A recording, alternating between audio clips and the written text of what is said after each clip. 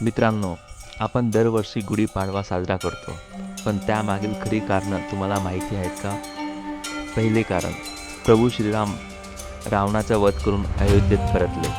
तेव्हा अयोध्येतील जनतेने घराघरावर विजयाची प्रतीक म्हणून गुढ्या उभारल्या होत्या.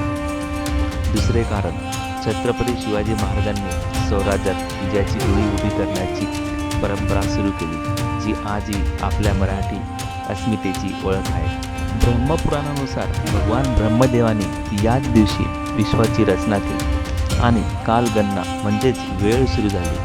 म्हणूनच याला सृष्टीचा वाढदिवस मानलं जातं. गुढीवरील कडुनिंब आरोग्याचे प्रतीक आहे, तर साखरेची माळ आयुष्यातील गोडव्याचा.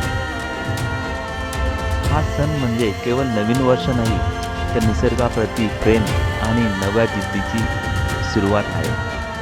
चला तर मग यंदा विजयाची गुढी मनातही उभी करूया.